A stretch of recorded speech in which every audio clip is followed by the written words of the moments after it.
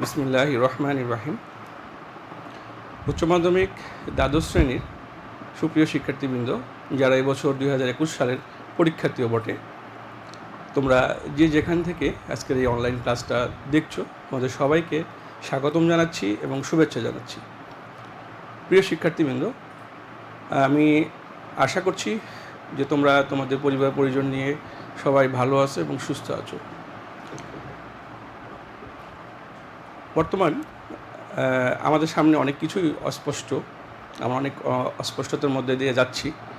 তবে গণপ্রজাতন্ত্রী বাংলাদেশ সরকার যে গণটিকা কার্যক্রম শুরু করেছে, আমরা খুব আশাবাদী যে সামনে দিনগুলোতে আমাদের সেই সমস্ত অস্পষ্টতাগুলো কেটে যাবে এবং আমরা সব কিছু স্বাভাবিক হয়ে যাবে ইনশাআল্লাহ। এ প্রসঙ্গে আমি একটু বলে রাখি, প্রিয় শিক্ষার্থীবৃন্দ, যে তোমরা তোমাদের পরিবারের, তোমাদের বাবা মা ভাই বোন বা আরও যারা সিনিয়র পার্সন আছে, তোমরা এই বিষয়টা, যেহেতু তোমরা এই বিষয়টা তোমাদের সবারই সামাজিক দায়িত্ব যে আমাদের পরিবারে যারা আছে সবাই যেন আমাদের নিকটস্থ টিকা কেন্দ্রে যেয়ে তারা এই টিকাটা নেয়, এই বিষয়টা আমাদেরকে সবাইকে নিশ্চিত করতে হবে। প্রিয় শিক্ষার্থীবৃন্দ, তোমাদের সঙ্গে এই সপ্তাহখানেক আগেই আমাদের একটা জুম সেশন হয়েছিল। সেখানে আমরা তোমাদের যে অ্যাসাইনমেন্ট, যে এই মুহূর্তে সবাই আমরা অ্যাসাইনমেন্ট নিয়ে চিন্তিত, এই অ্যাসাইনমেন্ট নিয়ে আমরা একটা সেশন করেছিলাম। সেখানে কিন্তু অ্যাসাইনমেন্ট নিয়ে তোমাদের সঙ্গে এক আলোচনা হয়েছিল এবং তোমরা বিষয়টা অনেক প্রশ্ন করে অনেকগুলো যে বিষয়গুলো তোমাদের সঙ্গে অস্পষ্ট ছিল তোমরা জেনেছো। তাছাড়াও এই অ্যাসাইনমেন্টের উপরে অনেকগুলো ক্লাস হচ্ছে। প্রত্যেকটা ক্লাসে তোমাদের শিক্ষকগণ তারা অ্যাসাইনমেন্ট নিয়ে কথা বলছে। সুতরাং আমি মনে করি যে আজকের এই ক্লাসে অ্যাসাইনমেন্ট নিয়ে আমি খুব বেশি নয়, খুব অল্প কিছু আলোচনা করেই আমি আমার যে ক্লাস, সেই ক্লাসে আমি আজকে যেতে চাচ্ছি। আজকের এই ক্লাস উপস্থাপনায় আমি মোহাম্মদ আবদুল্লাহ আল মামুন, সহকারী অধ্যাপক, ব্যবস্থাপনা বিভাগ, রাজশাহী কলেজ, রাজশাহী। প্রিয় শিক্ষার্থীবৃন্দ, তোমাদের যে অ্যাসাইনমেন্টের কভার পেজ, অ্যাসাইনমেন্ট কীভাবে লিখতে হবে, এই নির্দেশমালা, এগুলো কিন্তু আমরা অলরেডি জেনে গেছি বা বিভিন্ন ক্লাসে তোমাদের শিক্ষকগণ আলোচনা করেছেন। সুতরাং এই প্রসঙ্গে আমি আর যাচ্ছি না। আমি সরাসরি তোমাদের যে অ্যাসাইনমেন্ট শিরোনাম, এই প্রসঙ্গে একটু আলোকপাত করব। তোমাদের অ্যাসাইনমেন্ট শিরোনাম ছিল, একটি প্রতিষ্ঠানের সার্বিক সাফল্য নির্ভর করে ব্যবস্থাপনার মৌলিক কার্যাবলীর বিশ্লেষণ ও প্রয়োগের উপর উক্তিটির যথার্থতা মূল্যায়ন করো। এটা ছিল অ্যাসাইনমেন্ট শিরোনাম। তো তোমাদের যে অ্যাসাইনমেন্ট দেওয়া হয়েছে, এই অ্যাসাইনমেন্টে কিন্তু তোমাদের যে নোটিশ করা হয়েছে, সেখানে কিন্তু অ্যাসাইনমেন্ট কীভাবে লিখতে হবে এবং কতটুকু লিখলে আমরা কী পরিমাণ মার্কস পাবো, এই প্রসঙ্গে এটা কিন্তু স্পষ্ট করে দেওয়া হয়েছে। সুতরাং এটা তোমাদের সামনে খুব মোটামুটি সহজ হয়ে গেছে যে আমি কতটুকু লিখবো, কী পরিমাণ লিখলে আমার কী পরিমাণ কতটুকু মার্কস আসবে। তো এই যে তোমাদের যে শিরোনাম, যে একটি প্রতিষ্ঠানের সার্বিক সাফল্য নির্ভর করে ব্যবস্থাপনার মৌলিক কার্যাবলীর উপরে, এর কার্যাবলী বিশ্লেষণ ও প্রয়োগের উপরে উক্তিটি যথার্থতা মূল্যায়ন করো। তাহলে এই যে উক্তিটি কোর্স, এই কোর্টটাকে যদি আমরা এস্টাবলিশ করতে চাই, প্রতিষ্ঠিত করতে চাই যে না, যে একটা বাস্তবিকই একটি প্রতিষ্ঠান তার সফলতা নির্ভর করে তার যে ব্যবস্থাপনার কার্যাবলীগুলো আছে তার প্রয়োগের উপরে।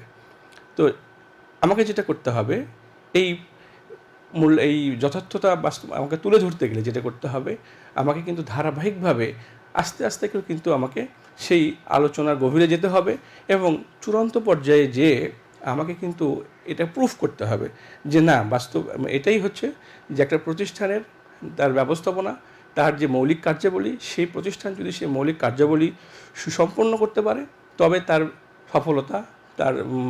তার সফলতা এর মধ্যে আছে।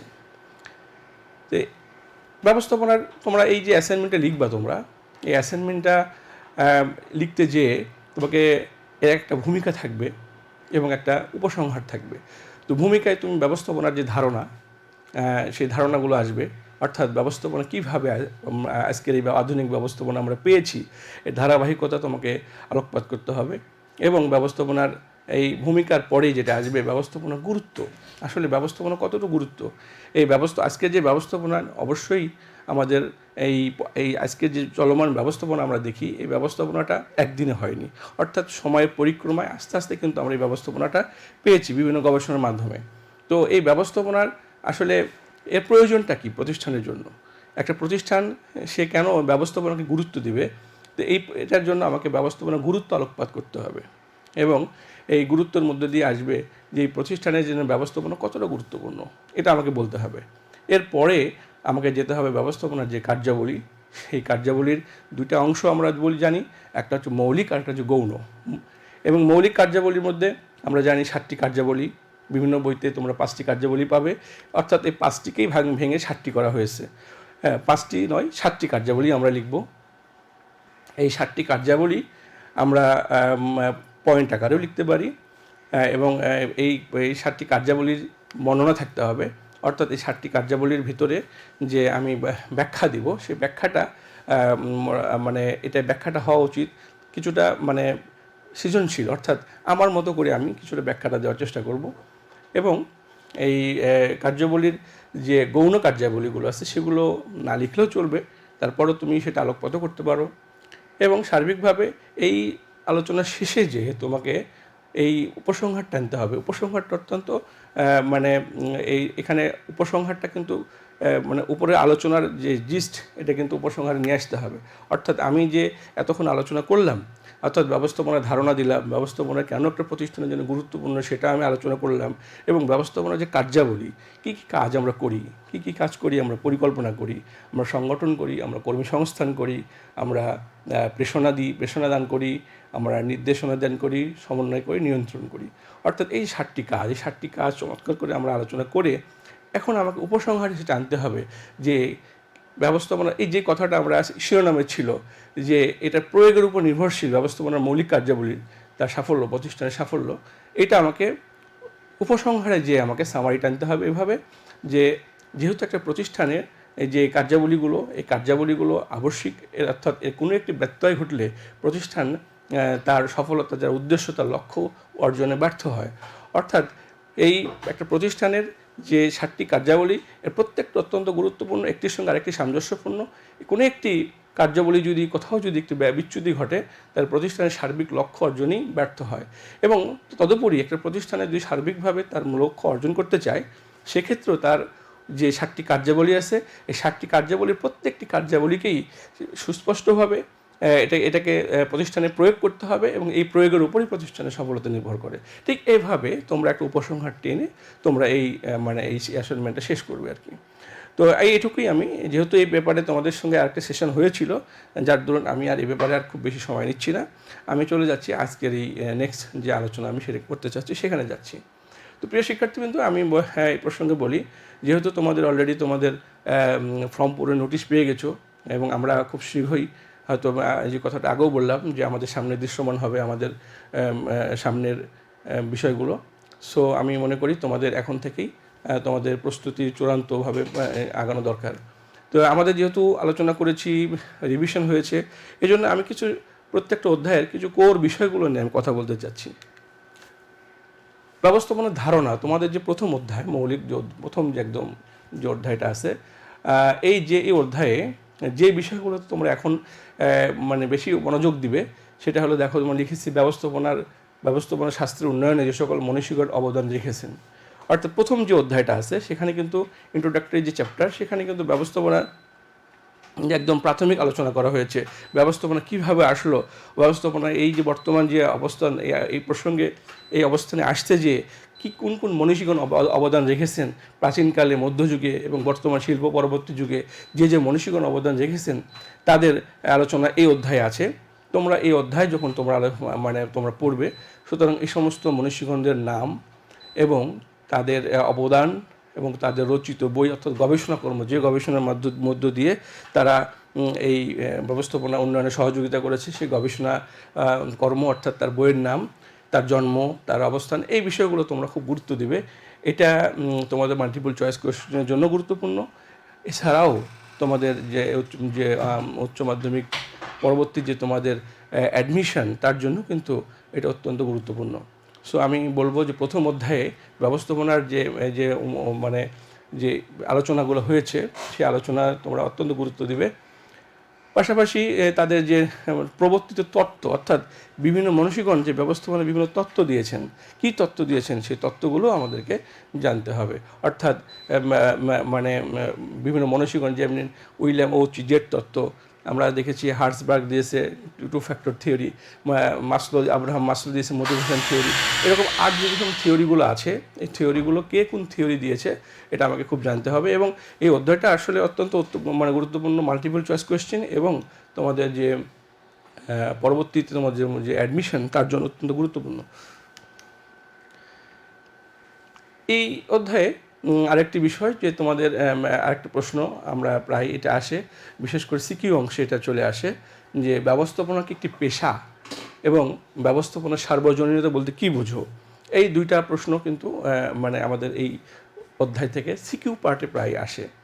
তো এটা তোমরা ব্যবস্থাপনা কি একটি পেশা, এই আলোচনা করতে যেয়ে আমরা দেখি যে তোমরা যখন এই আলোচনা করতে যাও তখন এই ব্যাখ্যাটা জোরালোভাবে হয় না। অর্থাৎ ব্যবস্থাপনাকে একটা পেশা বলতে গেলে আমাকে যে যে বৈশিষ্ট্যগুলো লাগবে এই বৈশিষ্ট্যগুলো আমাকে স্পষ্ট করে আমরা তুলে ধরতে পারি না। তো এটা একটা সমস্যা। সুতরাং এই জায়গায় তোমরা গুরুত্ব দেবে।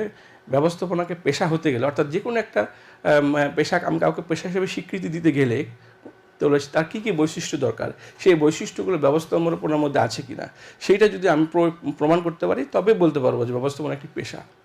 এ প্রসঙ্গে আমি একটু ধারণা দিই। ধারণা বলতে এটা আলোচনা তো তোমরা জানো। সেটা হলো যে আমরা জানি যে পেশা হওয়ার জন্য কিছু বৈশিষ্ট্য দরকার। সেটা হলো প্রাতিষ্ঠানিক শিক্ষা থাকতে হবে।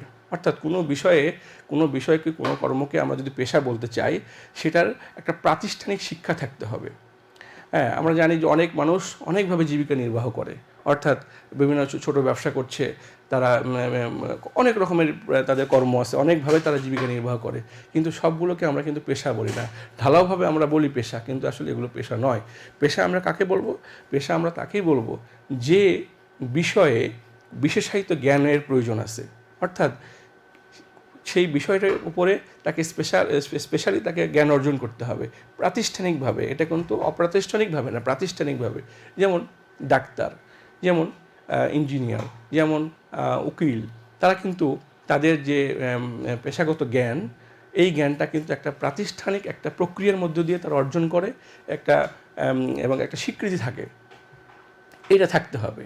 এবং পরবর্তীতে যেয়ে কিন্তু এই জ্ঞানের ওপরই তারা যে অর্জিত জ্ঞান, এইটাকে বেস করে তখন তারা যখন জীবিকা নির্বাহ করবে এবং তাদের মনিটরিংয়ের জন্য, তাদের কর্মকে মনিটরিংয়ের জন্য একটা সমিতি, অ্যাসোসিয়েশনের মধ্য দিয়ে তাদেরকে নিয়ন্ত্রণ করা হবে, তখন আমরা কিন্তু সেইটাকে বলবো একটা পেশা। এখন ব্যবস্থাপনা একটা পেশা কিনা, এটা আমরা কি বলতে পারি? অর্থাৎ ব্যবস্থাপনা তো অনেকেই করে, অনেকে নিজস্ব প্রতিষ্ঠান পরিচালনা করছে, তাদের প্রাতিষ্ঠানিক কোনো জ্ঞান না থাকা সত্ত্বেও তারা ন্যাচারালভাবে যে অর্জিত জ্ঞান, তারা সেই জ্ঞানকে, অর্থাৎ বাস্তব জ্ঞান দিয়ে তারা কিন্তু অনেকে সফলভাবে ব্যবস্থাপনা করছে তাদের প্রতিষ্ঠানে। কিন্তু আমরা যদিও তারা সফলভাবে ব্যবস্থাপনা করছে, কিন্তু তারপরেও আমরা কিন্তু এটাকে এটাকে পেশা বলতে পারবো না। অর্থাৎ ব্যবস্থাপনাকে পেশা বলতে গেলে আমাকে বলতে হবে যে সে এই জ্ঞানটা কোনো প্রতিষ্ঠান থেকে অর্জন করেছে কিনা, এবং সেই তার অর্জিত জ্ঞানের ওপর বেস করেই সে তার জীবিকা নির্বাহ করছে কিনা, এবং তার এই প্রফেশনটাকে কোনো একটা নীতিমালার আলোকে নিয়ন্ত্রিত হয় কিনা। এই বিষয়গুলো থাকলে আমরা বলবো ব্যবস্থাপনা একটা পেশা। এখন দেখা যায় যে ব্যবস্থাপনা বর্তমান সেশনে ব্যবস্থাপনার উপর অনেক বিশেষায়িত ডিগ্রি দেওয়া হয়, যে সমস্ত ডিগ্রি অর্জন করে তারা পরবর্তীতে কর্মজীবনে সেটারই প্রয়োগ ঘটায়, এবং সেটাকে নিয়ন্ত্রণ করার জন্য নীতিমালার আলোকে একটা সমিতি বা অ্যাসোসিয়েশনও থাকে। তো সার্বিকভাবে এই অংশটা যখন থাকবে তখন আমরা তখনই বলবো এটাকে ব্যবস্থাপনাকে বলবো পেশা। আদারওয়াইজ তখন কিন্তু আমরা অন্যটাকে পেশা বলবো না। এগুলো পূর্ব আলোচনা, সুতরাং আমি একটু আলোকপাত করলাম। এবার ব্যবস্থাপনা সার্বজনীনতা বলতে কী বোঝো, এটাও কিন্তু চলে আসে, অনেক সময় সিকিউর মধ্যে থাকে। আসলে সার্বজনীনতা অর্থাৎ সর্বত্র বিরাজমান, অর্থাৎ যে জিনিস সর্বত্র বিরাজমান। এখন স্বাভাবিকভাবে বোঝা যায় যে ব্যবস্থাপনা একটা সার্বজনীন প্রক্রিয়া, কারণ কি ব্যবস্থাপনা কোথায় নাই, কোন জায়গায় ব্যবস্থাপনা নাই। অর্থাৎ এই ব্রহ্মাণ্ডের প্রত্যেকটি জায়গায় যদি আমরা খেয়াল করি যে প্রত্যেকটি জায়গায় কিন্তু ব্যবস্থাপনা বিদ্যমান। আমার ঘরে, আমার বাইরে, আমার শরীরের মধ্যে, আমার কর্মক্ষেত্রে, প্রত্যেকটা জায়গায় কিন্তু ব্যবস্থাপনা বিদ্যমান। অর্থাৎ ব্যবস্থাপনা নেই এমন কোনো জায়গা কিন্তু নেই। আর যেহেতু ব্যবস্থাপনা সব জায়গায় আমরা পাই, সব ক্ষেত্রেই কিন্তু ব্যবস্থাপনার প্রয়োজন আছে, সুতরাং আমরা বলতে পারি ব্যবস্থাপনা একটা সার্বজনীন বিষয়। এখানে আর যে বিষয়গুলো দেখতে হবে সেটা হলো যে তোমরা দেখছো ব্যবস্থাপনা কাকে বলবে, এক্ষেত্রে হেনরি ফেওল প্রদত্ত সংজ্ঞা দিতে হবে। অর্থাৎ ব্যবস্থাপনার সংজ্ঞা মানে আমরা এই প্রশ্নটা পরীক্ষায় থাকেই একবার, হয়তো একবার না থাকলে পরের বার থাকেই, ব্যবস্থাপনা কাকে বলে, ব্যবস্থাপনা সংজ্ঞা দাও। তো এই প্রশ্নের উত্তর দিতে যেয়ে আমরা যেটা সংক্ষেপে দেওয়ার চেষ্টা করি, আসলে তুমি একজন ব্যবসায় শিক্ষার্থী হিসেবে এক্ষেত্রে হেনরি ফেওল, যাকে আমরা ব্যবস্থাপনার জনক বলি, তো এই হেনরি ফেওলের সংজ্ঞাটা তোমাকে আত্মস্থ করতে হবে। অর্থাৎ এই হেনরি ফেওলের যে সংজ্ঞা দেওয়া আছে, এই সংজ্ঞাটা তোমাকে হুবহু তোমাকে বলতে হবে বা লিখতে হবে। অর্থাৎ ব্যবস্থাপনা কাকে বলে, এই প্রশ্নের উত্তর হয়তো অনেকভাবেই দেওয়া যাবে, অনেক ছোট ছোট সংজ্ঞা আছে। একজন ব্যবস্থাপক যা করেন তাই ব্যবস্থাপনা, এই বিভিন্নভাবে বলা যায়। কিন্তু আসলে আমরা মানে একজন ব্যবসায় শিক্ষার্থী হিসেবে বা একজন মানে এই উচ্চশিক্ষায় যারা এই ব্যবস্থাপনা বিষয়ে যারা স্নাতকোত্তর ডিগ্রি অর্জন নিচ্ছে, এরকম ধরনের শিক্ষার্থীর ক্ষেত্রে আমরা সবসময় প্রত্যাশা করি যে ব্যবস্থাপনা কাকে বলে এই সংজ্ঞাটা হতে হবে হেনরি ফেওল প্রদত্ত সংজ্ঞা। তো এখানে আমিও বলবো যে তোমরা হেনরি ফেওলের সংজ্ঞাটা এটা খুব মুখস্থ করবে, কারণ এটা যেহেতু তুমি ব্যবসা শিক্ষার্থী, ভবিষ্যৎ উচ্চশিক্ষাও তোমার হয়তো এই গ্রাউন্ডেই হবে, সুতরাং তোমার এটা আত্মস্থ থাকতে হবে। এবারে আসি যে হেনরি ফেওল যে ব্যবস্থাপনা 14টি নীতিমালা এটা দিয়েছে, এই 14টি নীতিমালা শিক্ষার্থীদের মুখস্থ রাখতে হবে। অর্থাৎ যে 14টা নীতিমালা হেনরি ফেওল দিয়েছেন, এবং হেনরি ফেওলের যার কারণে হেনরি ফেওলকে আধুনিক ব্যবস্থাপনার জনক বলছি আমরা। তো এই জনক বলার ক্ষেত্রটা হচ্ছে কি, তার এই 14টা নীতিমালা, এই 14টা নীতিমালা কিন্তু তোমাদেরকে মুখস্থ রাখতে হবে। অর্থাৎ এই 14টা নীতিমালা থেকে আমি যেটা সবসময় বলি যে উদ্দীপক তৈরি হয় কিন্তু বিশেষ কিছু প্রশ্ন থেকে, বিশেষ কিছু আলোচনা থেকে। একটা চ্যাপ্টারের সকল আলোচনা থেকে উদ্দীপক তৈরি হয় না, বিশেষ কিছু আলোচনা থেকে কিন্তু প্রায়শই উদ্দীপক তৈরি হয়। অর্থাৎ তুমি যদি ওই বুঝতে পারো বা ধরতে পারো যে কোন আলোচনা থেকে উদ্দীপক তৈরি হচ্ছে, তাহলে ওইটা যদি তুমি গুরুত্ব দাও, বেশ এমফেসাইজ করো, তাহলে যেটা হবে যে তুমি কিন্তু ওই অধ্যায় থেকে কোনো সিকিউ তোমার অসুবিধা হবে না।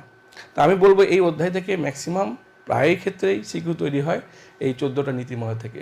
এবং এই 14টা নীতিমালা এমন একটা বিষয় যেহেতু বললাম যে তুমি ব্যবস্থাপনা শিক্ষার্থী, ব্যবসা শিক্ষার্থী, তুমি পরবর্তীতে হয়তো এই সাবজেক্টের উপরই উচ্চতর ডিগ্রি নিবে, সুতরাং এই 14টা নীতিমালা তোমাকে সর্বসময়ের জন্য তোমাকে আত্মস্থ রাখতে হবে, মুখস্থ রাখতে হবে। অর্থাৎ যে কোনো সময় তোমাকে এই 14টা নীতিমালা তুমি যেন বলতে পারো, এই ক্ষমতা তোমাকে রাখতে হবে।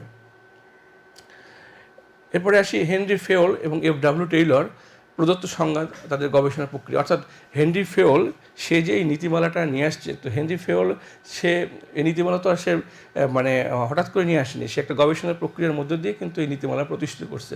তার গবেষণা প্রক্রিয়াটা আমাদেরকে জানতে হবে। এবং বৈজ্ঞানিক ব্যবস্থাপনার জনক এফ.ডব্লিউ. টেইলর, এবং ডব্লিউ টেইলর যে তাকে বৈজ্ঞানিক ব্যবস্থাপনার জনক বলা হয়, তার যে গবেষণা কর্ম, অর্থাৎ তিনি যে বৈজ্ঞানিক প্রক্রিয়ার মাধ্যমে ব্যবস্থাপনাকে ব্যাখ্যা করেছেন, তো এইটাও কিন্তু আমাদেরকে আত্মস্থ রাখতে হবে। আমি এই বিষয়গুলো পরে আমার আজকে আলোচনা হচ্ছে যে বিষয়গুলো তোমাদের গুরুত্ব দিতে হবে। হ্যাঁ, এবারে আসি 14টা নীতিমালার কথা বলছিলাম। এই 14টা নীতিমালা আমি একটু দেখানোর চেষ্টা করছি। দেখো যে এই যে 14টা নীতিমালা, এটা কিন্তু তোমাদেরকে মানে মুখস্থ তো রাখতে হবে। খুব ভালো হয় যদি তোমরা অর্ডারটা, অর্থাৎ সিরিয়ালটা যদি মুখস্থ মানে সিরিয়াল অনুযায়ী যদি বলতে পারো, তাহলে সেটা কিন্তু আরও চমৎকার হয়। এবং এটা তোমরা মানে আমি আশা করি সবার কাছ থেকে, সকল শিক্ষার্থীর কাছ থেকেই যে এই নীতিমালাটা তোমরা সবসময় তোমাদের মেমোরিতে রাখবে। এবারে ওই যে বললাম যে তোমাদের এই অধ্যায় থেকে তোমাদের যে ক্রিয়েটিভ কোয়েশ্চেন, এই ক্রিয়েটিভ কোয়েশ্চেনগুলো ম্যাক্সিমাম ক্ষেত্রে 95% ক্ষেত্রেই এই যে নীতিমালা থেকেই কিন্তু উদ্দীপক তৈরি হয়। এই নীতিমালার মধ্যে কিছু বিষয় আছে যেগুলো তোমাদের মধ্যে কনফিউজ হয়, তোমরা কনফিউজড। আমরা যখন মানে খাতা মূল্যায়ন করতে যাই, তখন আমরা কিন্তু এই বিষয়টা দৃশ্যমান হয় যে শিক্ষার্থীরা বুঝতে পারছে না, ধরতে পারছে না, কোথায় ধরতে পারছে না, এই যে কনফিউজিং কয়েকটা বিষয় আছে, এই কনফিউজিং বিষয়গুলো তারা ধরতে পারছে না। তা আমি বলবো যে এই বিষয়গুলো তোমাদের আরও স্পষ্ট থাকতে হবে। তার মধ্যে আমি উল্লেখ করেছি আদেশের ঐক্য বনাম নির্দেশের ঐক্য। এই দুইটা বিষয় কিন্তু আমরা গুলিয়ে ফেলি যে কোনটা আদেশের ঐক্য, কোনটা নির্দেশের ঐক্য। এটা আমি আরেকবার বলি, দেখো বোঝার চেষ্টা করো। আদেশের ঐক্য অর্থাৎ একজন ব্যক্তির আদেশদাতা হবেন একজন। একটা প্রতিষ্ঠানে কিন্তু অনেক কর্মচারী থাকবে, অনেক কর্মী থাকবে, অনেক ব্যবস্থাপনা সদস্যবৃন্দ থাকবে, বিভিন্ন লেভেলের থাকবে, উচ্চতর থাকবে, নিম্নতর থাকবে, মধ্যম স্তরের ব্যবস্থাপক থাকবেন, কিন্তু একজন ব্যক্তিকে আদেশ দেবেন একজন, এটা নির্দিষ্ট থাকতে হবে। যখন একজন ব্যক্তির আদেশদাতা একজন হবেন তখন সেটাকে আমরা বলবো আদেশের ঐক্য। এ প্রসঙ্গে একটা উদাহরণ তোমরা জানো যে যখন একজন ব্যক্তিকে যখন দুইজন বস আদেশ করেন অ্যাট এ টাইম, অর্থাৎ একজন বললো যে আমার জন্য চা নিয়ে এসো, আরেকজন বললো যে আমার জন্য এই কাগজটা ফটোকপি করে নিয়ে এসো। তো এখন অ্যাট এ টাইম যখন দুইজন বস একই ব্যক্তিকে যখন আদেশ দান করে তখন সেই ব্যক্তিটির পক্ষে একই সময়ে দুইটি আদেশ পালন করে তার জন্য সম্ভব হয় না। তো এটা কিন্তু প্রায় বিভিন্ন সময় কিন্তু ওই ব্যক্তির জন্য এটা বিড়ম্বনা তৈরি হয় প্রতিষ্ঠানের, এখানে এটা আরও একটা জটিলতা বাড়ায়। সুতরাং এই জিনিসটা যখন একটা প্রতিষ্ঠানে থাকবে যে একজন ব্যক্তিকে দুইজন ব্যক্তি আদেশ দিচ্ছেন তখন কিন্তু এই ব্যবস্থাপনার এই জটিলতাগুলো তৈরি হয়, অর্থাৎ এটা একটা মানসিক দ্বন্দ্ব তৈরি হয়। তো এই জন্য বলা হচ্ছে ব্যবস্থাপনা, হেনরি ফেওল বলছে যে ব্যবস্থাপনা মানে একটি প্রতিষ্ঠানে আদেশের ঐক্য থাকতে হবে, অর্থাৎ একজন ব্যক্তি আদেশ দিবেন, অর্থাৎ ওই ব্যক্তিকে দিয়ে কাজ করাতে গেলে তার যে ইমিডিয়েট বস তাকে দিয়েই করাতে হবে। অর্থাৎ এই প্রসঙ্গে আমি বলি যে একজন কর্মচারী একটা প্রতিষ্ঠানের নিম্ন পর্যায়ের কর্মচারী, তো তার একজন সুপারভাইজার থাকে। এখন ওই কর্মচারীকে যখন একজন বস আদেশ করতে যায় সেটা করতে গেলে এবার হয় কি, সে যখন ওই কর্মচারীকে আদেশ করে পাশাপাশি তার সুপারভাইজার যার ইমিডিয়েট বস সেও যখন একই সঙ্গে তাকে আদেশ করে তখন ওই কর্মচারী কনফিউজড হয় যে আমি আমার সবচেয়ে মোস্ট সিনিয়র বস তার আদেশ পালন করব না আমার ইমিডিয়েট বসের আদেশ পালন করব। যেহেতু মোস্ট সিনিয়র বস তিনি সবার ঊর্ধ্বে, তো তার আদেশ পালন না করলে আমার জন্য ক্ষতি হতে পারে, আর ইমিডিয়েট যে বস তার আদেশ পালন করতে আমি বাধ্য। তো এই বিষয়গুলো আসলে জটিলতা বাড়িয়ে দেয়। এই জন্য আদেশের ঐক্য থাকা উচিত। এর পাশাপাশি নির্দেশের ঐক্য, অর্থাৎ একই নির্দেশ সবার জন্য, হ্যাঁ, বা আগের নির্দেশের ধারাবাহিকতায় পরবর্তী নির্দেশ, অর্থাৎ সকালে যে আদেশটা দিলাম একটা নির্দেশ দেওয়া হলো, বিকালের যে নির্দেশ থাকবে সেই আগে সকালের নির্দেশের সঙ্গে আমার বিকালের নির্দেশের একটা সামঞ্জস্যপূর্ণ থাকবে, ধারাবাহিকতা থাকবে। সকালে বললাম যে এই কাজটি করো, বিকালে বললাম যে এই কাজটি করো না, মানে এটা ইনভার্স একটা আদেশ দিলাম। তো এরকম ইনভার্স আদেশ দিলে প্রতিষ্ঠানের কর্মচারীরা বা কর্মীরা কনফিউজড হয়। সুতরাং আগের নির্দেশের সঙ্গে পরের নির্দেশের সামঞ্জস্য ধারাবাহিকতা থাকতে হবে।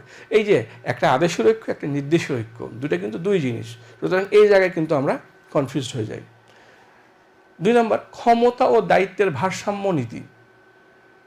ক্ষমতা ও দায়িত্ব, ক্ষমতা অর্থাৎ কর্তৃত্ব, এটা হচ্ছে কি কাউকে দিয়ে কাজ করিয়ে নেওয়ার যে পাওয়ারটা, কাউকে হুকুম দেওয়া, আদেশ দেওয়া, এটা হচ্ছে ক্ষমতা। আর দায়িত্ব মানে আমার উপর যে অর্পিত কাজ, অর্থাৎ যেটা করতে আমি বাধ্য, যেটার জন্য আমাকে জবাবদিহি করতে হবে, সেটা হচ্ছে দায়িত্ব। এই জায়গায় কিন্তু দুটার বলছে এই দুই ক্ষেত্রে কিন্তু ভারসাম্য থাকতে হবে। অর্থাৎ একজন ব্যক্তিকে তাকে দেওয়া হলো, তাকে যদি অনেক ক্ষমতা দেওয়া হয়, পাশাপাশি তার দায়িত্ব না থাকে, সেই ব্যক্তিটা হবে স্বৈরাচার। অর্থাৎ সে শুধু ক্ষমতার প্রয়োগ করবে, তার দায়িত্ব নাই, তার দায়িত্ব খুব কম, তার জবাবদিহিতা কম, সুতরাং সে স্বৈরাচারী আচরণ করবে। আবার পাশাপাশি একজন ব্যক্তিকে অনেক দায়িত্ব দেওয়া হয়েছে কিন্তু তার কোনো কর্তৃত্ব কম, সেখানে ক্ষমতা খুব কম তার, অর্থাৎ সে তাৎক্ষণিকভাবে কোনো সিদ্ধান্ত নিতে পারে না, তাৎক্ষণিকভাবে কাউকে দিয়ে কোনো কাজ করাতে পারে না। তো এই যদি হয় তখন সেই হয় ওই প্রতিষ্ঠানের কর্মচারী, ওই ম্যানেজার কি হয়, সে হতাশ হয়ে পড়ে। তো এই দুইটা কোনোটাই কাম্য না, অর্থাৎ অতিরিক্ত কর্তৃত্বও যেমন কাম্য না, ক্ষমতাও যেমন কাম্য না, এবং অতিরিক্ত দায়িত্ব এটাও কাম্য না। অর্থাৎ এই দুইয়ের মধ্যে একটা মিল থাকতে হবে, ভারসাম্য থাকতে হবে। যে পরিমাণ কর্তৃত্ব দেওয়া হচ্ছে ঠিক ওই পরিমাণ তাকে দায়িত্ব পালন করতে হবে, ওই পরিমাণ তাকে জবাবদিহিতা নিশ্চিত করতে হবে। এই দুইয়ের মধ্যে কিন্তু যদি ভারসাম্য থাকে তবেই সেটা হয় উত্তম ব্যবস্থাপনা। 3 নম্বরে দেখো জোড়া মই শিকল। আসলে এখানে এই যে দায়িত্ব এবং কর্তৃত্বের ওপর থেকে মানে আদেশ নিচের দিকে আসে এবং নিচ থেকে বিভিন্ন সময় পরামর্শগুলো এগুলো উপরের দিকে যায়। এই যে উপর থেকে আদেশ নিচে নামে এবং নিচ থেকে যে পরামর্শগুলো উপরের দিকে যায়, এই যাওয়া আসাটাকে আমরা মইয়ের সঙ্গে তুলনা করা হচ্ছে। অর্থাৎ মই দিয়ে যেমন আমরা নিচে উপরে উঠি আবার নিচেও নামি, এটাকে বলছি আমরা জোড়া মই শিকল। অর্থাৎ মইয়ের সঙ্গে একটার সঙ্গে আর একটা মানে মিল থাকে, অর্থাৎ লেগে থাকে একটার সঙ্গে আর একটা। এই মানে ব্যবস্থাপনার যে কার্যাবলী, এই যে আদেশ উপর থেকে যখন আসে, উচ্চতর ব্যবস্থাপনা থেকে মধ্যম স্তর থেকে নিম্ন স্তর, এবং তার ধারাবাহিকতায় যে কর্মচারীদের কাছে যে আদেশটা আসে, এবং পরবর্তীতে নিচ থেকে যখন কোনো পরামর্শ বা কোনো জবাবদিহিতা যখন আস্তে আস্তে উপরের দিকে যায়, এই যাওয়া এবং আসাটাকে মইয়ের সঙ্গে মিল করে একে বলা হচ্ছে জোড়া মই শিকল নীতি। আমরা এই প্রথম অধ্যায়ের আমরা এই বিষয়গুলোই আমরা যদি ফোকাস করি, আশা করি মানে অন্যান্য বিষয় মানে এই মৌলিক যে বিষয়গুলো সেগুলোই আমি আলোকপাত করলাম। তোমাদের এই আলোচনার মাধ্যমে তোমাদের কনফিউজিং বিষয়গুলো হয়তো ক্লিয়ার হবে ইনশাল্লাহ। আমরা এবারে যাচ্ছি আমাদের যে পরবর্তী যে আলোচনা, সংগঠন, এই অধ্যায়ে যাচ্ছি আমরা। সংগঠন কাকে বলে? আচ্ছা, এই অধ্যায়ে সংগঠন কিন্তু একটা অত্যন্ত গুরুত্বপূর্ণ অধ্যায় এবং বড় অধ্যায়। সবচেয়ে তোমাদের ব্যবসা সংগঠন ব্যবস্থাপনা দ্বিতীয় পত্রের সবচেয়ে বৃহৎ অধ্যায় হচ্ছে সংগঠন, এবং এই অধ্যায় থেকে একটি উদ্দীপক সবসময় থাকে, একাধিক উদ্দীপকও থাকে। সুতরাং এই অধ্যায়টা অত্যন্ত গুরুত্বপূর্ণ। তো এই অধ্যায়ে আমি যে বিষয়গুলো তোমাদেরকে অধিক মনোযোগী হতে হবে, তোমরা দেখতে পাচ্ছ স্লাইডে, যে সংগঠিতকরণ বা সংগঠন, এই অধ্যায়ের গুরুত্বপূর্ণ আলোচনা হচ্ছে সংগঠনের প্রকারভেদ। অর্থাৎ এই অধ্যায়ের যে আলোচনা, তার মধ্যে সবচেয়ে গুরুত্বপূর্ণ আলোচনা হচ্ছে সংগঠনের প্রকারভেদ। সংগঠনের যে কয়টি প্রকারভেদ রয়েছে, প্রত্যেকটি প্রকারভেদ এর বৈশিষ্ট্যসমূহ, এগুলো খুব ভালোভাবে বোঝা এবং জানা। কোনো উদ্দীপকের মধ্যে কোনো সংগঠনের কোনো বৈশিষ্ট্য, কোনো উদ্দীপকের মধ্যে কোনো সংগঠনের কোনো বৈশিষ্ট্য স্থাপন করা হলে আমরা যেন সহজেই বুঝতে পারি এটি কোন প্রকারের সংগঠন। অর্থাৎ মানে ওই যে বললাম যে উদ্দীপকে, একটা অধ্যায় থেকে উদ্দীপক তৈরি হয় বিশেষ কিছু সিলেক্টিভ কিছু আলোচনা থেকে, অর্থাৎ বিশেষ কিছু আলোচনা থেকে। তো এই অধ্যায়ের সবচেয়ে গুরুত্বপূর্ণ আলোচনা হলো যে সংগঠনের যে প্রকারভেদ, যে কয় রকমের সংগঠন আমরা দেখি, এই সংগঠনের প্রকারভেদ হচ্ছে এই অধ্যায়ের সবচেয়ে গুরুত্বপূর্ণ আলোচ্য বিষয়। এখান থেকে সাধারণত সিকিউ তৈরি হয়। তো তোমাদের যে কাজটা করতে হবে, যে সংগঠনের প্রকারভেদগুলো খুব মানে স্পষ্টভাবে, সুস্পষ্টভাবে তোমাদেরকে ধারণা মাথায় রাখতে হবে, অর্থাৎ একটির সঙ্গে আরেকটা গুলানো যাবে না। সংগঠনের এই আলোচনার পূর্বেই সংগঠন কাকে বলে আমরা জানি, তারপরেও মানে এই আলোচনাটা আমি একটু আলোকপাত করি। সেটা হলো যে সংগঠন কাকে বলে। স্বাভাবিকভাবে আমরা জানি যে কিছু মানুষ যখন বিশেষ কোনো উদ্দেশ্য নিয়ে তারা একত্রিত হয়, লক্ষ্য নিয়ে একত্রিত হয়, তখন আমরা সেটাকে সংগঠন বলি। এই ধরনের অনেক সংগঠন আমাদের সামনে দৃশ্যমান, রাজনৈতিক সংগঠন, অরাজনৈতিক সংগঠন, সামাজিক সংগঠন, আমরা বিভিন্ন ধরনের সংগঠন কিন্তু আমাদের সামনে আছে। কিন্তু ব্যবস্থাপনার ক্ষেত্রে সংগঠন বলতে আমরা যেটা বুঝি, যে একটি একটি প্রতিষ্ঠানের যে মানবীয় এবং অমানবীয় যে উপাদান, অর্থাৎ মানবীয় উপাদান কোনগুলো, সেই প্রতিষ্ঠানের তার যে জনশক্তি, তার কর্মী, তার হিউম্যান পাওয়ার, হিউম্যান রিসোর্স, এটা হচ্ছে মানবীয় শক্তি। আর অমানবীয় শক্তি, তার যে বস্তুগত যে উপাদানগুলো আছে, অর্থাৎ তোমরা জানো 6M, ম্যাটেরিয়াল, মানি, মার্কেট, মেথড, এই যে উপাদানগুলো আছে, এই সমস্ত উপাদানগুলোকে একত্রিত করে ব্যবস্থাপনার যে লক্ষ্য বা উদ্দেশ্য, এটা অর্জন করার যে প্রক্রিয়া, এটাকে বলছি আমরা সংগঠন। অর্থাৎ এই ব্যবস্থাপনার সকল উপাদানগুলোকে, মানব উপাদানগুলোকে এক জায়গায় করে আমাদের লক্ষ্য অর্জন করার যে প্রক্রিয়া, সেটা হচ্ছে সংগঠন। তো এই সংগঠনের যে প্রকারভেদ তোমরা দেখছো যে দুই ভাগে ভাগ করা হচ্ছে, আনুষ্ঠানিক এবং অনানুষ্ঠানিক। আনুষ্ঠানিক সংগঠন, যে সংগঠন প্রতিষ্ঠানের ভিতরের, অর্থাৎ যে আনুষ্ঠানিক পরিবেশে যে সংগঠন থাকে, গঠিত হয়, সেটাকে আনুষ্ঠানিক সংগঠন বলি। এবং আনুষ্ঠানিক সংগঠনকে আমরা ভাগ করা হচ্ছে সরল রৈখিক সংগঠন, সরল রৈখিক ও উপদেষ্টা সংগঠন, কার্যভিত্তিক সংগঠন, কমিটি বা পর্ষদ সংগঠন, ম্যাট্রিক সংগঠন। আর অনানুষ্ঠানিক সংগঠন, অর্থাৎ আনুষ্ঠানিকতার বাইরে যে সংগঠন হয়, এই সংগঠনটাকে আমরা বলছি অনানুষ্ঠানিক সংগঠন। অর্থাৎ আনুষ্ঠানিকতার বাইরে কী ধরনের হয়, অর্থাৎ একটা প্রতিষ্ঠানের যারা কাজ করে, অর্থাৎ বস থেকে শুরু করে অধস্তন পর্যন্ত, অর্থাৎ তারা যেহেতু একটা মানুষ, সামাজিক জীব, যেহেতু সমাজবদ্ধভাবে বাস করে, তো প্রতিষ্ঠানের বাইরেও তারা যখন একসঙ্গে চলাফেরা করে, তাদের মধ্যে কিন্তু সামাজিক বিভিন্ন বন্ডেজ তৈরি করার জন্য তাদের সামাজিকভাবে বিভিন্ন সংগঠন তৈরি হয়। এটাকে বলছি আমরা অনানুষ্ঠানিক সংগঠন। তো আমাদের মূল আলোচনা থাকবে আমাদের আনুষ্ঠানিক সংগঠনের উপরে, মূল ফোকাস থাকবে এখানেই। তো এই মূল ফোকাস দেখো, যেখানে 5টা ভাগে ভাগ করছি: সরলরৈখিক, 2 নম্বর সরলরৈখিক উপদেষ্টা সংগঠন, 3 নম্বর কার্যভিত্তিক সংগঠন, 4 নম্বর কমিটি বা পর্ষদ সংগঠন, এবং 5 নম্বর ম্যাট্রিক সংগঠন। তোমাদেরকে যে জিনিসটা মাথায় রাখতে হবে, যে 5টি সংগঠনকে যেন চিনতে পারি আমরা। অর্থাৎ একটা সিকিউ যদি দেওয়া হয়, এই সিকিউর মধ্যে যদি কিছু বৈশিষ্ট্য উল্লেখ করে দেওয়া হয়, ওই সংগঠনের কিছু বৈশিষ্ট্য তুলে ধরা হলো, এখন তোমাকে সেই বৈশিষ্ট্য দেখে চিনতে হবে যে এটা কোন ধরনের সংগঠন। তার মানে তোমাকে সংগঠনের যে বৈশিষ্ট্যগুলো আছে এই বৈশিষ্ট্যগুলো তোমাকে খুব ভালো আত্মস্থ করতে হবে। সরলরৈখিক সংগঠন আমরা চিনব কী করে, অর্থাৎ এটা আমাকে বুঝতে হবে। সরলরৈখিক উপদেষ্টা সংগঠন চিনব কী করে, এটা আমাকে জানতে হবে। এভাবে প্রত্যেকটা সংগঠনের বৈশিষ্ট্য দেখে যেন আমি চিনতে পারি যে এটা হলো এই সংগঠন। এ প্রসঙ্গে আমি সংক্ষেপে কিছু একটু আলোচনা করি। দেখো যে সরলরৈখিক সংগঠন, সরলরৈখিক অর্থাৎ মানে প্রতিষ্ঠানের পদসমূহকে মর্যাদা ও ক্ষমতার ভিত্তিতে উপর হতে নিচের দিকে ক্রমান্বয়ে সাজিয়ে যে কাঠামো তৈরি করা হয় তাকে সরলরৈখিক সংগঠন বলে। অর্থাৎ আমরা একটা প্রতিষ্ঠানের যে মানে তাদের যে পদগুলো আছে, অর্থাৎ একদম সুপিরিয়র পদ থেকে বস থেকে শুরু করে অধস্তন পদগুলো, এইটা মর্যাদা এবং ক্ষমতা, অর্থাৎ যিনি ওপরে থাকবেন তিনি সবচেয়ে ক্ষমতাশালী, অর্থাৎ তার অধস্তন যারা আছেন তাদের চেয়ে সবচেয়ে বেশি ক্ষমতাশালী। এইভাবে ক্ষমতা এবং পদমর্যাদার দিক থেকে উপর থেকে নিচের দিকে তোমরা দেখতে পাচ্ছ যে একটা প্রতিষ্ঠানে একটা দেওয়া আছে সরলরৈখিক সংগঠনের ধারণা দেওয়া আছে। আমরা এই প্রসঙ্গে জানি যে আমাদের দেশে যে সামরিক বাহিনী আছে, সামরিক বাহিনীর যে কাঠামো অর্গানোগ্রাম, সেটা কিন্তু এই সরলরৈখিক সংগঠন। অর্থাৎ যিনি একদম প্রধান ব্যক্তি, অর্থাৎ মানে প্রথম যে ব্যক্তি, তিনি হলেন সর্বময় ক্ষমতার অধিকারী। তো এইভাবে কিন্তু তার ক্ষমতাটা কিন্তু আস্তে আস্তে করে ক্রমান্বয়ে নিচের দিকে নামে। এবারে আসি, দেখো আগেরটা ছিল সরলরৈখিক, পরেরটা বলছি আমরা সরলরৈখিক ও পদস্থ। এটা কিন্তু কনফিউজড হয়। এক নম্বরটা বললাম সরলরৈখিক, এটা কিন্তু সরলরৈখিকও বলছি, এর সঙ্গে আবার যুক্ত করছি পদস্থ কর্মী সংগঠন ধারণা।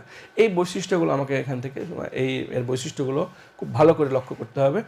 যে সরলরৈখিক নির্বাহী কার্যভার, যিনি সরলরৈখিক নির্বাহী রয়েছেন, তার কার্যভার লাঘব করার জন্য বা কার্যকরভাবে কর্মকাণ্ড পরিচালনা করার জন্য বিশেষজ্ঞ বা উপদেষ্টা কর্মী নিয়োগ করে যে সংগঠন কাঠামো তৈরি করা হয় তাকে সরলরৈখিক ও পদস্থ সংগঠন বলে। অর্থাৎ সরলরৈখিক যে সংগঠন কাঠামো আছে তার পাশাপাশি ওই যে নির্বাহীগুলো আছে, ওই নির্বাহীদেরকে তাদের মানসিক চাপ কমানোর জন্য বা বিভিন্ন বিষয়ে তাদেরকে পরামর্শ দেওয়ার জন্য তাদের সঙ্গে একজন করে বিশেষজ্ঞ ট্যাগ করে দেওয়া হয়, যুক্ত করে দেওয়া হয়।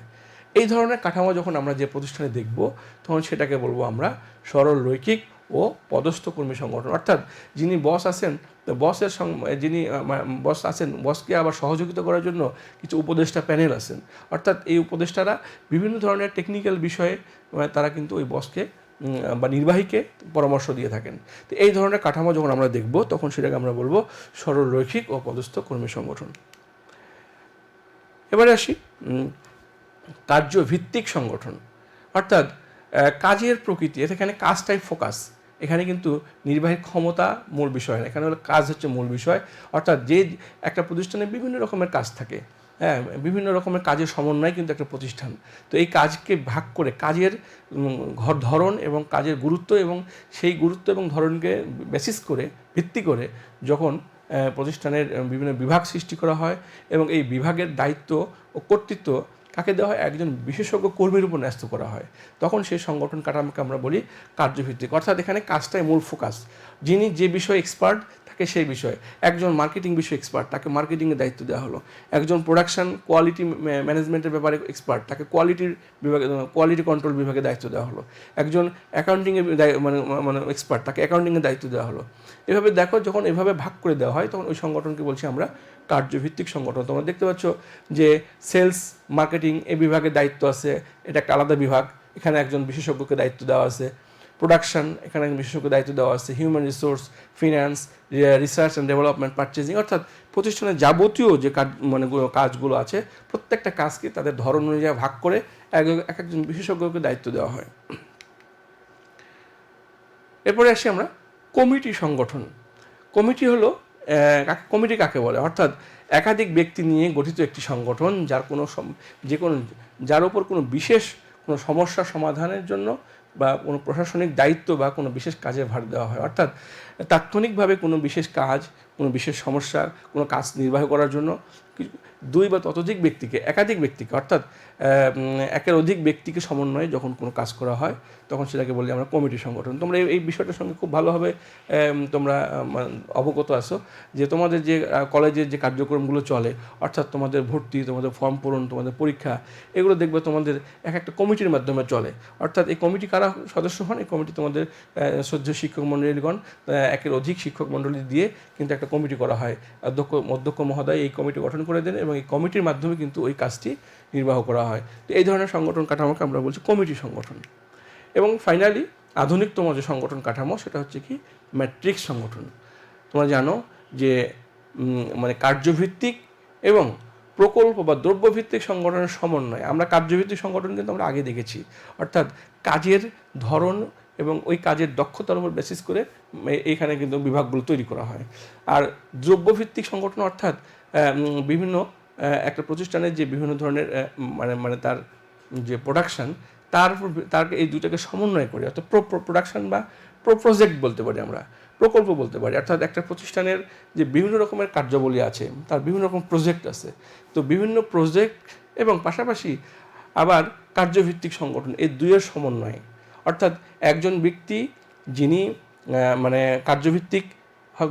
কার্যভিত্তিক সংগঠনের কাঠামোতে আমরা যদি বলি তিনি একজন ফিনান্স নির্বাহী, তিনি একজন মার্কেটিং নির্বাহী, তিনি একজন সেলস নির্বাহী। পাশাপাশি ওই প্রতিষ্ঠানের আরেকটি প্রজেক্ট আছে যে প্রজেক্টে সে আবার নির্বাহীও বটে। আমরা এই প্রসঙ্গে দেখি যে আমাদের মানে সরকারের যে কার্যক্রমগুলো, সরকারের কিন্তু উন্নয়ন কার্যক্রমগুলো প্রকল্পের মাধ্যমে হয়। অর্থাৎ সরকার যখন কোনো উন্নয়ন চিন্তা করে তখন সেটা কিন্তু একটা প্রকল্প তৈরি করে এবং সেই প্রকল্পের মাধ্যমে কিন্তু সে কাজটাকে বাস্তবায়ন করে। এখন এই প্রকল্পর প্রধান কারা হন? পিডি, প্রজেক্ট ডিরেক্টর কারা হন?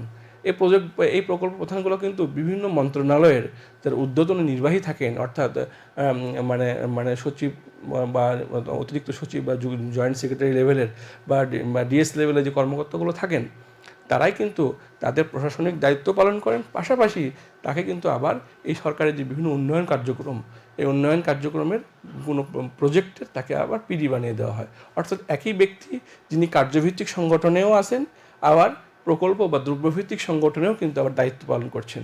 এই দুইয়ের সমন্বয়ে যখন কোনো সংগঠন কাঠামো আমরা দেখি, এটাকে বলছি আমরা ম্যাট্রিক্স সংগঠন। অর্থাৎ এটা আধুনিকতম একটা সংগঠন কাঠামো যার মাধ্যমে ম্যাক্সিমাম আউটপুট পাওয়া যায় একজন নির্বাহীর কাছ থেকে, তার সর্বোচ্চ ব্যবহার তাকে নিশ্চিত করা হয়। তো যাই হোক, আমাদের একটু আলোকপাত করলাম তোমাদের যে সংগঠন কাঠামো প্রকারভেদগুলো ছিল, এই প্রকারভেদগুলো আমরা দেখলাম। তো আমি বলবো যে তোমাদের উদ্দেশ্যে যে কথাটি বলি, সামনে আমাদের কতগুলো মানে ক্লাস সুযোগ হবে জানি না, তোমাদের উদ্দেশ্যে যে মেসেজটা আমি দিতে চাই যে তোমাদের পড়াশোনার ক্ষেত্রে একটা হচ্ছে তোমরা এ পর্যন্ত ঢালাওভাবে পড়ে আসছো, ধারাবাহিকভাবে তোমরা পড়ে আসছো, এখন তোমাদেরকে একটু কৌশলী হতে হবে। অর্থাৎ কোনো চ্যাপ্টারের টেক্সট হচ্ছে মূল বিষয়, তোমাদের টেক্সট সামনে রাখতে হবে। সেখান থেকে তোমাদের সিকিউ যে অংশগুলো থেকে সিকিউ হয় সেই বিষয়গুলো তোমাদের খুব বেশি গুরুত্ব দিতে হবে এবং পাশাপাশি মাল্টিপল এমসিকিউর জন্য তোমাদের যে মানে যে ধারাবাহিকভাবে টেক্সটকে পড়া, এটার বেশি গুরুত্ব দিতে হবে। এবং আমি আশাবাদী তোমরা মানে সেভাবে আগাচ্ছ এবং সামনে যে সময়গুলো আছে সেই সময়গুলো আমরা কাজে লাগাবে। এবং আমাদের যে সামনের যে পরীক্ষা আসতেছে তোমাদের 2021 সালের, আমরা খুব আশাবাদী তোমাদের পরীক্ষার ব্যাপারে এবং সেই পরীক্ষার প্রস্তুতি তোমরা সুন্দরভাবে নিবে এবং সার্বিকভাবে আমরা একটা সফল তোমাদের এই 2021 শিক্ষার্থীদের একটা সফল সমাপ্তি আমরা দেখব ইনশাআল্লাহ। তো আমাদের আলোচনা এই প্রসঙ্গে তোমাদেরকে বলি, প্রিয় শিক্ষার্থীবৃন্দ, তোমরা তোমাদের পড়াশোনা করতে যেয়ে কোনো কাজ মানে পড়তে যেয়ে হঠাৎ করে মনে হলো একটা জায়গায় কনফিউজড, তুমি একদম 8 নাম্বার তোমাদের যে লাস্ট চ্যাপ্টার নিয়ন্ত্রণ, সেখানে কোনো একটা বিষয় তোমার হয়তো কনফিউজড তুমি সেই বিষয়ে, আমি বলবো যে কোনো কনফিউশন রেখে সামনে আগাবো না। কনফিউশন রাখার কোনো সুযোগ নেই তোমাদের সামনে, মানে কিন্তু কনফিউশন দূর করার কিন্তু অবারিত সুযোগ। অর্থাৎ তোমার প্রিয় শিক্ষকবৃন্দের সঙ্গে তুমি যোগাযোগ করো, তোমার যে শিক্ষকের সঙ্গে তুমি যোগাযোগ রাখছো তার সেই শিক্ষকের সঙ্গে যোগাযোগ রেখে ওই কনফিউশন রেখে কিন্তু সামনে আগানো যাবে না। সুতরাং আমি তোমাদেরকে আহ্বান জানাবো যে আমার ফোন নাম্বার তোমাদের কাছে অবশ্যই আছে, আমাদের কলেজ ওয়েবসাইটে আছে। তোমরা যে কোনো বিষয়ে যখন কনফিউজড হবে তোমরা আমাদের সঙ্গে কথা বলো, যোগাযোগ করো। করে তোমাদের কনফিউশন দূর করে তোমরা একটা সুন্দর প্রিপারেশান তোমরা নেও আর কি। তো প্রিয় শিক্ষার্থীবৃন্দ, আমার আলোচনা এখানে শেষ করছি। তোমাদেরকে আবারও ধন্যবাদ জানাচ্ছি। আসসালামু আলাইকুম।